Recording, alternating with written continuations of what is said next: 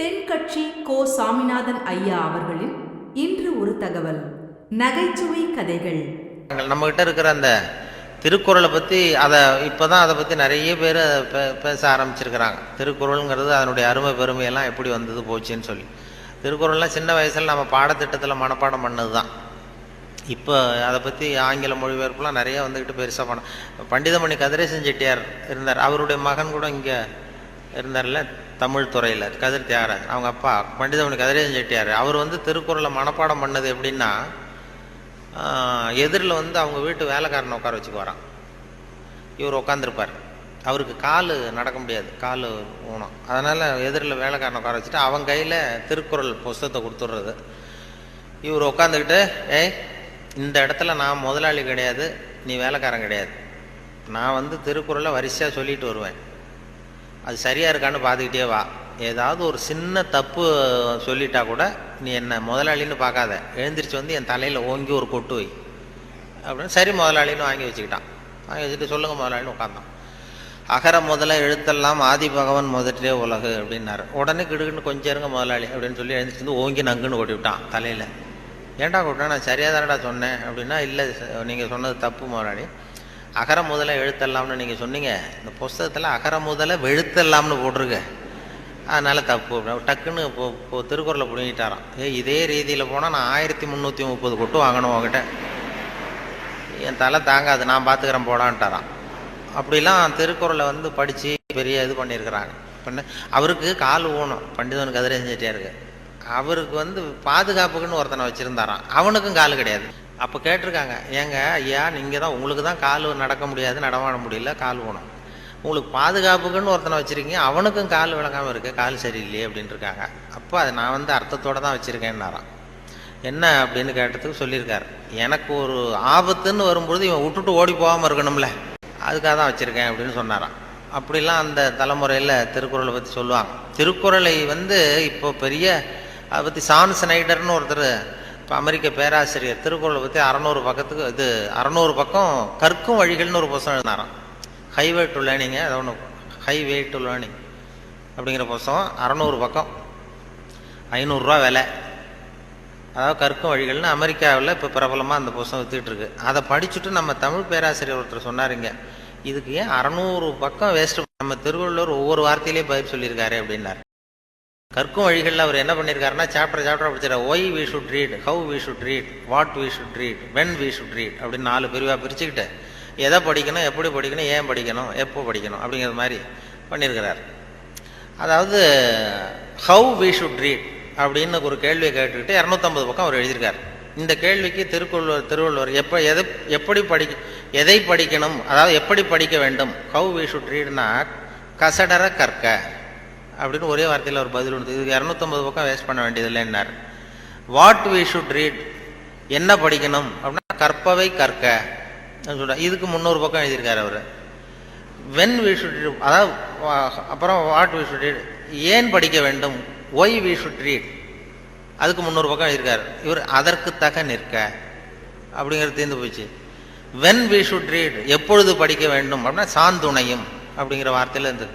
இப்படி 4 வார்த்தையில் திருவள்ளுவர் சொன்னதை ஒரு 600 பக்கம் எழுதியிருக்கிறாருன்னு சொல்லி சொன்னார். அதை படித்து பார்த்துட்டு அப்படி அதை பற்றி பெருமையாக ஜியு போப்பு ஆராய்ச்சி பண்ணார். அதாவது அரிஸ்டாட்டல்லையும் திருவள்ளுவரையும் ஒப்பிடுறார் ஜியு போப்பு. அப்போ என்னென்னா, அரிஸ்டாட்டில் காலத்தில் ஒரு தப்பு பண்ணிட்டா அதே தப்பை திருப்பி பண்ணலாம். இப்போ ஒருத்தர் வலது கையை ஒருத்தன் வெட்டிட்டான்னா திருப்பி அவனுடைய வலது கையை வெட்டலாம்.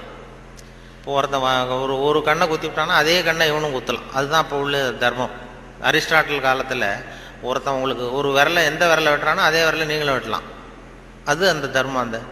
அதே காலத்தில் திருவள்ளுவர் என்ன சொல்கிறார் அப்படின்னு பார்த்தார். அதாவது ஒருத்தன் நமக்கு கெடுதல் பண்ணுனா திருப்பி அதே கெடுதலை பண்ணு அப்படின்னு அவர் சொல்கிறார். இயேசுநாதரும் அப்போ சொன்னார். அவர் என்னென்னா, அதாவது அரிஸ்டாட்டில் என்ன சொன்னார், ஒருத்தன் உனக்கு வலது கண்ணத்தில் அடித்தான்னா நீ வலது கண்ணத்தில் அடி, இது அரிஸ்டாட்டல். இயேசுநாதர் சொன்னார், உனக்கு வலது கண்ணத்தில் அடித்தான்னா நீ இடது கண்ணத்தை திருப்பி காட்டு அப்படின்னார். இது அதை விட கொஞ்சம் பெரிய பண்பாடுள்ள செயல். அதுக்கடுத்து திருவள்ளுவரை பார்த்தா, நீ ஒருத்தன் உன்னை அடிச்சுட்டான்னா நீ பதிலுக்கு அவன் கண்ணத்தை தடவி கொடு அப்படிங்கிறார். இன்னா செய்தாரை ஒருத்தல் அவர் நானும் நன்னையும் செய்து விடுன்னு சொன்னார். அப்படின்னு சொல்லிட்டு ஜியு போப் ஒப்பிடுறார் அரிஸ்டாட்டிலையும் திருவள்ளுவரையும். அவர் எழுதுறார், when compared because of this unique feature of forgiveness. மன்னிப்புல இது ஒரு தனித்தன்மை இருக்கு திருவள்ளுவர் சொல்றதுல. அதனால ஜியு போப் எழுதுறார், when compared because of this unique feature of forgiveness Thiruvalluvar is at least 1 inch taller than Aristotle அப்படின்னு எழுதினார். அரிஸ்டாட்டிலை விட 1 inch உயரமானவர் திருவள்ளுவர் அப்படின்னு சொல்லி. அதனால தான் அவ்வளோ உயரமாக கன்னியாகுமரியில் கொண்டு போய் செலவு வச்சிருக்கிறோம். அது அப்படி ஜியு போப்பு கம்பேர் பண்ணி எழுதுறார். அப்படி நாம் பெருமைப்படுறதுக்கு எத்தனையோ விஷயங்கள் நம்ம இதில் இருக்குது. அதனால் இப்படிப்பட்ட இந்த உணர்வு, இந்த நகைச்சுவை உணர்வை பற்றி பேசிட்டு இருந்தோம் இல்லையா, அது எங்கள் ஆசிரியர் சொன்னது மாதிரி அதை வச்சு எந்த விஷயத்தை சொன்னாலும் கொஞ்சம் சுவாரஸ்யமாக சொன்னோம்னா வாழ்க்கையிலையும் சரி, நீங்கள் எந்த துறையில் வேலைக்கு போனாலும் சரி, சக மனிதர்கள்ட்ட பழகும் பொழுதும் சரி, அந்த நகைச்சுவை உணர்வுன்னு இருக்கும் பொழுது நல்லாயிருக்கும். அதாவது எங்கள் இவர் பேராசிரியர் கல்கி எழுதியிருக்கிறார், இதில் பேசினார். அவர் ஆல் இண்டியா ரேடியோவில் ஆரம்பத்தில் 1938 பேராசிரியர் கல்கி பேசியிருக்கார், தமிழில் சிறுகதை அப்படின்னு. எப்படி சொல்கிறது சுவாரஸ்யமாக எப்படி சொல்கிறதுன்னு சொல்லி அப்போ பேசியிருக்கார். சிறுகதைன்னா அது சிறுன்னு அர்த்தம் இருக்கு, அதனால சிறுசாக இருக்கணும், தேவைக்கு அதிகமாக வளர்த்தாத. கதைன்னா அதில் ஒரு கதை அம்சம் இருக்கணும். ஒரே ஒரு ஊரில் அப்படின்னு ஆரம்பித்தா அதுக்கப்புறம் என்ன அப்படின்னு கேட்க தோணுதில்ல, அது மாதிரி இருக்கணும் ஒரு வரியும் அப்படின்னு சொல்லிட்டு, சொல்கிறதே எப்படி சுவாரஸ்யமாக சொல்கிறதுன்னா தேவைக்கு அதிகமாக நீ வளர்த்தாதே அப்படின்னு சொல்லி அதுக்கு ஒரு உதாரணம் கொடுத்துருக்காரு கல்கி. அதாவது நீங்கள் எழுத்தாளராக இருந்தாலும் சரி, பேச்சாளராக இருந்தாலும், சக மனிதர்கள்ட்ட பழக்கிறவராக இருந்தாலும் தேவைக்கு அதிகமாக இது பண்ணாதீங்க அப்படிங்கிறதுக்காக சொல்லியிருக்காரு. அவர் ஒரு கதை எழுத்தாளர் எப்படி இருக்கணுங்கிறதுக்காக கல்கி சொன்னது. ஒரு நாள் காஞ்சிபுரம் உபய வேதாந்த தேசிக சுவாமிகள் தன் வீட்டு வேலைக்கார குப்பனை கூப்பிட்டு, அடை குப்பா, நீ உடனே ஸ்ரீபெரும்புதூர் ஓடிப்போய் திருவேங்கடாச்சாரியை சந்தித்து திருக்குடந்தையிலே இருந்து இங்கே வந்திருக்கிற திருநாராயண ஐயங்கார் சுவாமிகள் திருக்கோவில் ஆராதனைக்கு திருத்துழாய் எடுத்து திரும்புகையில் திருக்குளத்தில் திருப்பாசி வழுக்கவே திருவடி தவறி விழுந்தார் என்று சொல்லிவிட்டு வா அப்படின்னு எழுதினாராம். சொல்லிவிட்டு, என்னப்பா சொல்லிடுவியா அப்படின்னு கேட்டிருக்காரு. நான் சொல்லிடுறேன் சாமின்னு இருக்கான் குப்பை. எப்போ இன்னொருத்தரை என்கிட்ட சொல்லி காட்டு, என்ன சொல்லுவேன் அப்படின்னு கேட்டாராம். அது என்ன சாமி, கும்மோன் தாசாமி குட்டையில் விழுந்தான்னு சொல்லணும், அவ்வளோதானே, நான் சொல்லிட்டு போறேன் அப்படின்ட்டான். அப்ப கல்கி சொல்றார், சிறுகதையின் இலக்கணம் குப்பனுக்கு புரிந்திருக்கிறது, உபய வேதாந்த தேசிக சுவாமிகளுக்கு புரியவில்லை அப்படின்னு அவர் பேசியிருக்கார். அந்த வானொலி இதில் ஒலிப்பதிவில் கேட்டேன், அது அப்படியே வச்சிருக்காங்க. நான் இப்பொழுதுதான் முதல் தடவையாக இந்தியாவை விட்டு வெளியில வந்திருக்கிறேன். அதுவும் உங்கள் ஊருக்கு வந்ததில் ரொம்ப சந்தோஷம், மகிழ்ச்சி. என்னை பத்தி ரொம்ப பெருமையாக பிச்சினிக்காடு இளங்கோ அவர்கள் பெருமையா பல வார்த்தைகள்லாம் சொன்னார். அவர் அவ்வளவு பெருமையாக சொன்னதற்கு காரணம் அவ்வளவு நானே அவருக்கு எழுதி கொடுத்தது.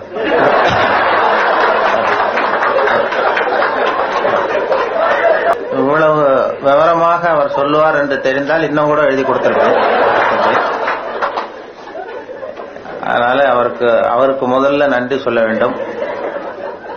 எனக்கு யாரும் பொன்னாடையெல்லாம் போத்துகிற பழக்கம் எனக்கு அதிகமாக அனுபவம் இல்லை, யாரும் போத்துறதில்லை, நானா போய் பேசிட்டு வருவேன். இப்படிப்பட்ட பொன்னாடைகள் இங்க ரொம்ப அபூர்வமா போத்துனது, அதுவும் இந்த இடத்துக்கு ரொம்ப அவசியம்.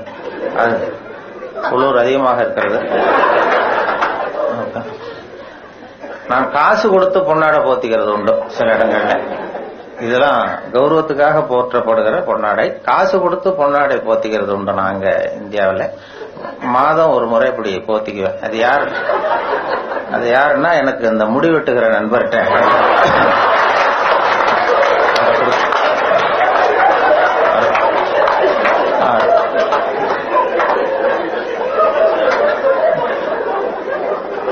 அப்படி போத்தி கொள்வது வழக்கம்.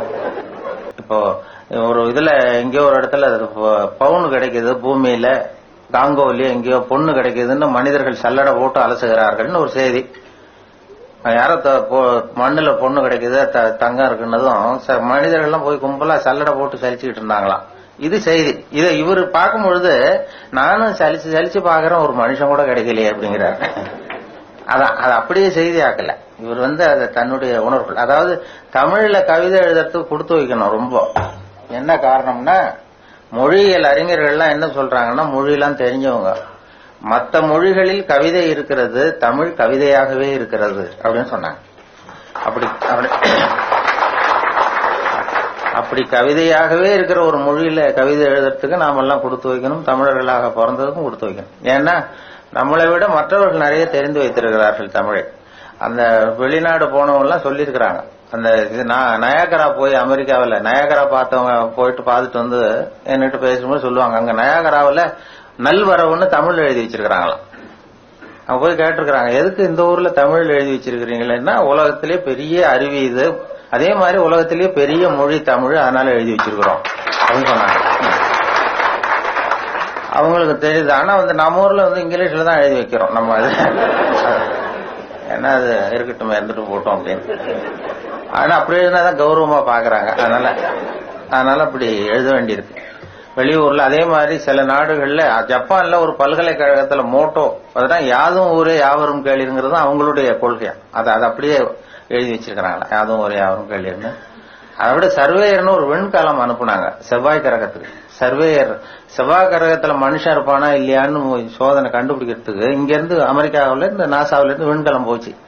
அப்ப என்னன்னா, அங்க மனிதர்கள் நம்ம விட முன்னேறியவர்கள், நாகரிகத்துல பெரியவங்க எல்லாம் இருப்பாங்கன்னு ஒரு சந்தேகம் அவங்களுக்கு.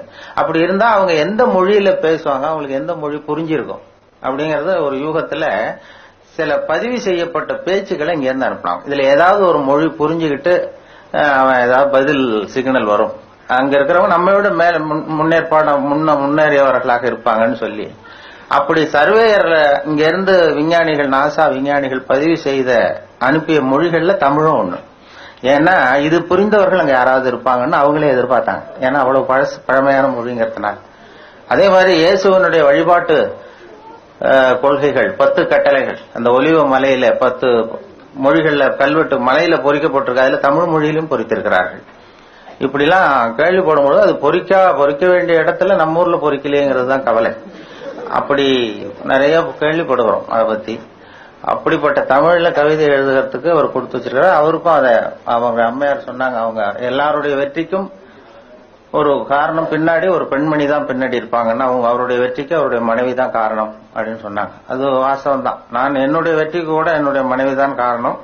ஏன்னா நான் முக்கியமான விஷயம் எழுதும் பொழுதெல்லாம் அவங்க பிறந்த வீட்டுக்கு போயிடுவாங்க. ஏதோ ஒரு வகையில எப்படியோ ஒரு வகையில உதவி பண்றதுன்னு, அது ஒரு உதவி தான். அதாமல் செய்யாமல் செய்கிற உதவி. ஒரு டாக்டர் கண்டுபிடிச்சாராம் வயசு குறையறதுக்கு மாத்திரை. அது என்னன்னா, ஒரு மாத்திரை சாப்பிட்டா ஒரு வயசு குறைஞ்சிரும், ஒரு மாத்திரை சாப்பிட்டா ஒரு வயசு குறையும்னு ஒரு டாக்டர் மருந்து கண்டுபிடிச்சார். ஒரு பாட்டி அம்மா போயிருக்கு, 90 வயசு பாட்டி போய், எனக்கு ஒரு பாட்டில் மாத்திரை கொடுங்க டாக்டர், எனக்கு வேணும்னு வாங்கிட்டு வந்து மறுநாள் அதே 90 வயசு பாட்டி 30 வயசு பொண்ணா போயிருக்கு அதே டாக்டர் கிட்ட. இடுப்புல ஒரு கை குழந்தை, அது சட்டை கட்ட போடாம கட்டாரில் ஆயில் வச்சுட்டு ஒரு வயசு குழந்தை உட்காந்துருக்கு. இப்படியே தூக்கிட்டு போய் அந்த டாக்டர் கிட்ட, டாக்டர் நேற்று நான் ஒரு பாட்டியா வந்தேன், ஒரு மாத்திரை சாப்பிட்டா ஒரு வயசு குறையும், நீங்க நான் ஏதோ ஒரு ஆர்வத்துல ஒரு 30-40 மாத்திரையை சாப்பிட்டேன் ஒரே நாள்ல, இதை பாருங்க இப்படி ஆயிடுது அப்படின்ட்டு கை குழந்தையோட போய் நின்று இருக்கு. அதுக்கு டாக்டர் சொன்னாராம், ஏமா இதுக்காக வருத்தப்படாது, சந்தோஷப்படு, எல்லாரும் வயசு குறையணும்னு தான் நினைக்கிறாங்க, உனக்கு வயசு குறைஞ்சிட்டு நீ சந்தோஷப்படு, இதுக்கே வருத்தப்படுறேன்னு இருக்காரு. அதுக்கு அவர் சொன்னாராம், அதுக்கு அந்த அம்மா சொல்லிச்சான், அப்படி இல்ல டாக்டர், என்னை பத்தி பரவாயில்ல, நான் 30 வயசு ஆயிடுது, இடுப்புல பாருங்க கை குழந்தை, இது ரொம்ப ஆர்வத்துல ஒரு 70 மாத்திரையை சாப்பிட்டுட்டு, இது என் வீட்டுக்காரரு,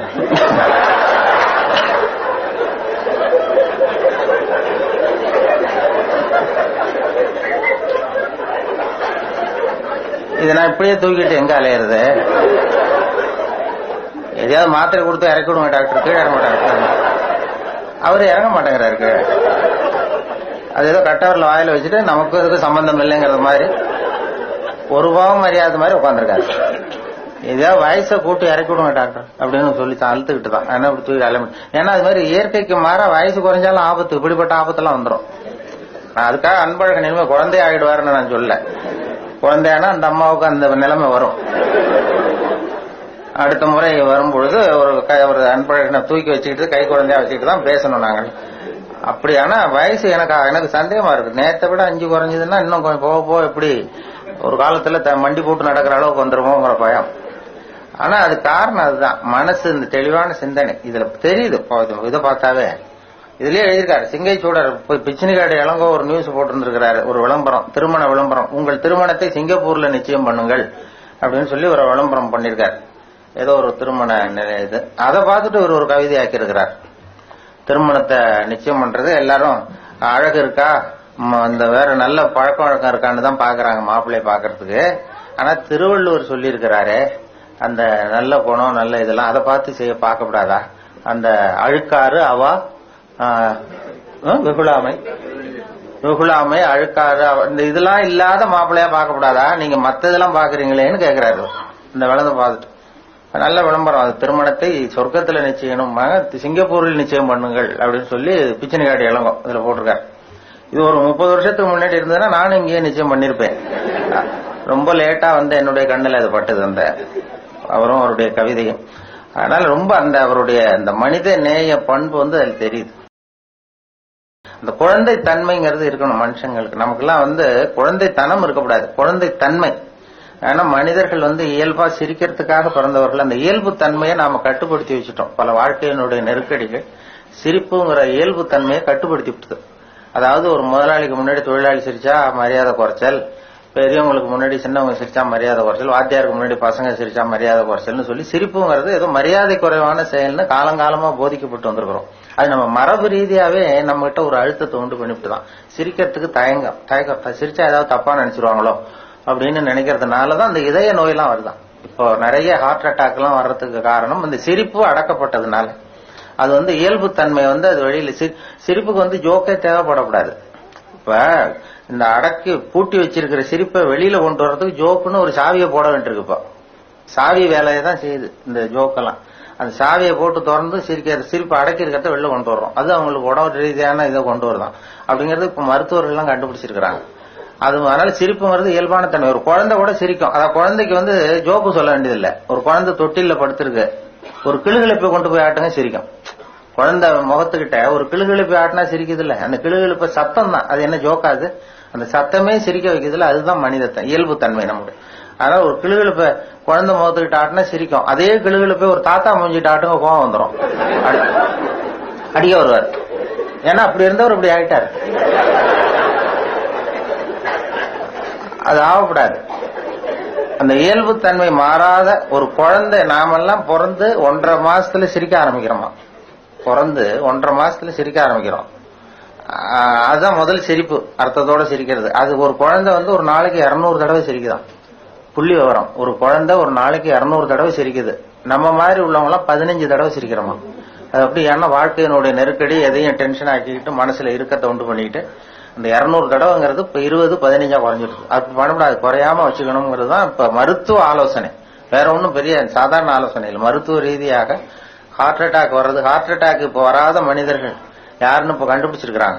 ஹார்ட் அட்டாக்கே வராத மனிதர்கள் யாருன்னா நரி குறவர்களுக்கு வர்றதே இல்லையா. அவங்க அது வந்து வாழ்க்கையை லேசா எடுத்துக்குவாங்க. அதாவது அவங்க வந்து டென்ஷன் ஆகிறதே கிடையாது. நான் பார்த்திருக்கிறேன். எங்க ஊர்ல கிராமத்துல ஒரு துப்பாக்கி இருந்தது வேட்டைக்கு. நானும் ஒரு நரிக்குறம் வரும்போது 2 பேரும் போவோம் சுடுறதுக்கு. அந்த பறவை பறந்து வரும்போது சுடுவார். நான் போய் அது விழுந்தது பறவை தூக்கி அந்த பையில போட்டுக்கிறது என் வேலை. சுடுவார். சுட்டதான் அது குறி தவறாம சுட்டாலும் குதிப்பார். அவர் குறி தவறி போனாலும் குதிப்பார். எவ்வளவு அருமையா அது தப்பிச்சு போகுது பாரு அப்படின்னு. இப்ப நமக்கு என்னன்னா, ஐயோ ஒரு குண்டை வேஸ்ட் பண்ணிட்டாரு இந்த ஆள், துப்பாக்கி குண்டு ஒண்ணு வீணா போட்டுதே நான் கவலைப்படுவேன். அவங்க அந்த மனோபாவம் தான் வேணுமா வாழ்க்கையில. அதனாலதான் அவங்களுக்கு ஹார்ட் அட்டாக் வர்றதில்லை. அந்த தோல்வி கூட அவருக்கு சந்தோஷத்தை உண்டு பண்ணுது. வாழ்க்கையோட நாம தோல்வினாலும் தோண்டு போறோம்.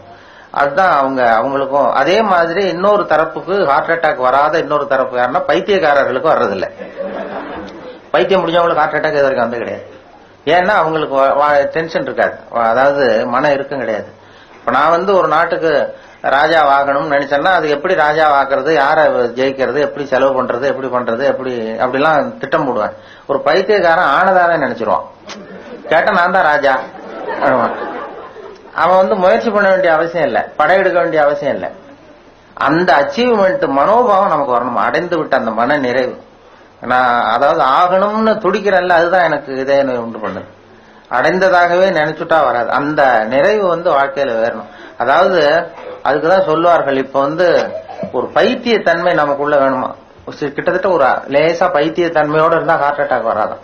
அதுக்காக சட்டையை கிழிச்சிட்டு போங்கன்னு சொல்லலாம். லேசான பைத்தியத்தன்மை இருக்கணும். வாழ்க்கை எதை பார்த்தாலும் சிரிக்கிறது, சந்தோஷப்படுறது.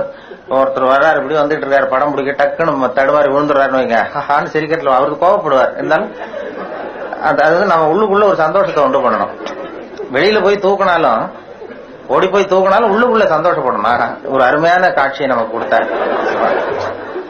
அந்த மனோபாவம் தான் பைத்தியத்தன்மைங்கிறது. சித்த சுவாதீனத்துடன் கூடிய பைத்தியத்தன்மையுடன் வாழ கற்றுக்கொள்ளுங்கள் அப்படிங்கிறது இந்த நூற்றாண்டுக்கு தேவையான ஒரு உபதேசம். சித்த சுவாதீனத்துடன் கூடிய பைத்தியத்தன்மை அப்படின்னா, இப்ப ஒருத்தர் 8யும் 3யும் பெருக்கினா என்னன்னு கேட்கிறாருன்னு வைங்க, 23ன்னு சொல்றாரு.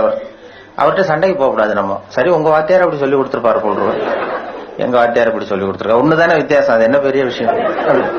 அந்த மனோபாவம் வேணும். அது இல்லைன்னா இருக்கும், வந்துடும் மனசுல இருக்கும். ஒரு பைத்தியத்தோட பைத்தியமா 10 வருஷம் இருந்தான் ஒருத்தன் பைத்தியக்கார ஆஸ்பத்திரியில.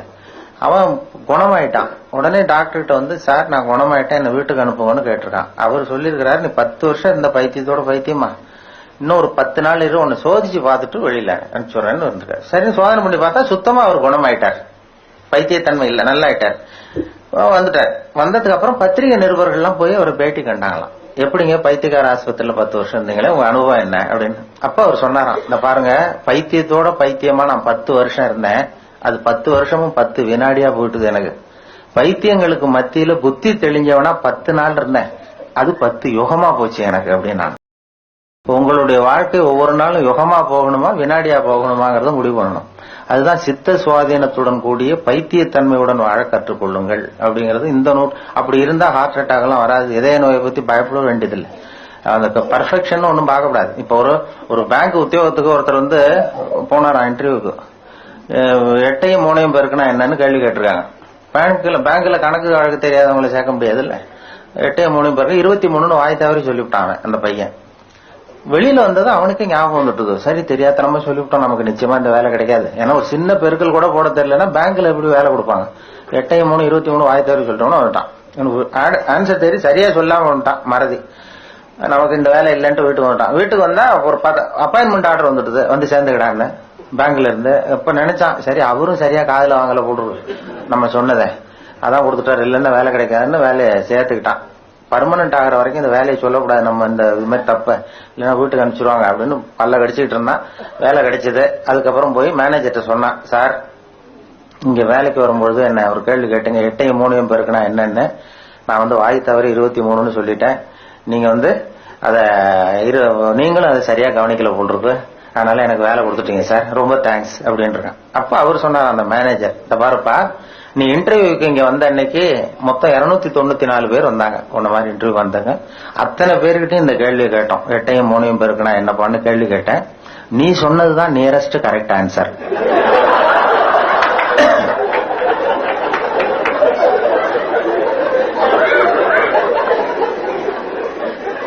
அதனால நான் ஒன்னும் தப்பா கொடுத்துள்ள, எல்லாம் விவரத்தோட தான் வேலை கொடுத்துருக்கேன் அப்படின்னு இருக்காரு. இது எதுக்குன்னா, வாழ்க்கையை சந்தோஷமா ஆக்கி கொள்ள விரும்புகிறவர்கள் நியரஸ்ட் கரெக்ட் ஆன்சர் தான் பார்க்கணும். நியரஸ்ட் கரெக்ட் ஆன்சர் பாக்குறவங்களுக்கு ஹார்ட் அட்டாக் வராது. எதையும் துல்லியமா இருக்கணும்னு சொல்லி ஒரு இறுக்கத்தை ஏற்படுத்தி கொள்ளாதீர்கள்ங்கிறதுக்காக சொல்லப்படுகிற உபதேசம். வாழ்க்கையில பர்ஃபெக்ஷன் ஒண்ணு உலகத்துல நேரம் ஒண்ணு கிடையாது. நானே என் மனசுல ஒரு உருவத்தை போட்டுக்குவேன், அதே மாதிரி இருந்ததுன்னா பர்ஃபெக்டா இருக்குன்னு அர்த்தம். நான் போட்ட உள்ளுக்குள்ள பண்ண உருவத்துக்கு மாறா இருந்ததுன்னா அது பர்ஃபெக்ஷன் இல்லைன்னு நான் சொல்றேன். இது நானே பண்ணிக்கிற கோளாறு. உலகத்துல எது எப்படி இருக்கணுமோ அது அப்படித்தான் இருக்குது. அதனால நாம ஒரு பர்ஃபெக்ஷனை எதிர்பார்த்து இதயத்துல ஒரு நோயை உண்டு பண்ணி கொள்ள வேண்டாம். வேணா இப்போ தேவைப்படுகிற அதுதான் சித்த சுவாதீனத்துடன் கூடிய பைத்தியத்தன்மையுடன் வாழ கற்றுக்கொள்ளுங்கள் அப்படிங்கிறது. அதனால இது மாதிரி புத்தகங்கள்லாம் ரொம்ப மருத்துவமனைகள்ல எல்லாம் வைக்கலாம். நல்ல புத்தகங்கள் அது மாதிரி வைக்கிறது ரொம்ப நல்லது. நேரம் எனக்கு இங்கெல்லாம் நேரம் தவறாம பேசணும்னு சொன்னாங்க. நேரம் ரொம்ப நேரம் அந்த கால தெரியல. இன்னும் கடிகாரம் வச்சிருந்தாலும் பரவாயில்ல, கடிகாரம் இல்லை. 20 நிமிஷமா என்னமோ எனக்கு கொடுத்தது சரியா இருக்கும்னு நினைக்கிறேன். இல்லைன்னா ஒரு சிக்கல். ஏன்னா வருங்காலத்துல இந்த மைக் எல்லாம் புதுசா கண்டுபிடிக்கணும். அப்படின்னா நான் எவ்வளவு பேசணுமோ அதை இதுலயே செட் பண்ணி கொடுத்துடணும். நீங்க 25 நிமிஷம் எனக்குன்னா 25 நிமிஷம் இதுல அந்த அலாரம் எல்லாம் செட் பண்றது மாதிரி அப்படி ஒரு மைக் செட் பண்ணி கொடுத்துட்டா 20வது நிமிஷம் சர்ன்னு அப்படியே நிமிரணும் அந்த மைக்கு. நான் உடனே சரின்னா 5 நிமிஷம் இருக்கு அப்படின்னு சொல்லி முடிச்சுக்குவேன். முடிக்கலன்னா 25வது நிமிஷம் ஓங்கி தலையில ஒருத்தட்டு. அது அப்படிதான் பண்ணணும். இல்லைன்னா கஷ்டம். ஒரு பேச்சாளர் அப்படியே பேசிட்டே இருந்தாராம். பேசிட்டே இருந்துட்டு என்ன பேசுறது அப்படியே இருந்துட்டு, நான் கடிகாரத்தை பார்க்க மறந்துட்டேன் சார், நான் நேரங்காலம் தெரியாம நான் பாட்டு பேசிட்டேன், உங்களோட நிலைமை அறியாம கடிகாரத்தை பார்க்க மறந்துட்டேன், மன்னிச்சுங்க அப்படின்ட்டு இருக்காரு. அப்போ ஒருத்தர் எழுந்திரிச்சு சொன்னாராம், ஏயா கடிகாரத்தை தான் பார்க்க மறந்த, பின்னாடி மாட்டி இருக்கிற கேலண்டரையாவது பார்க்க கூடாதா?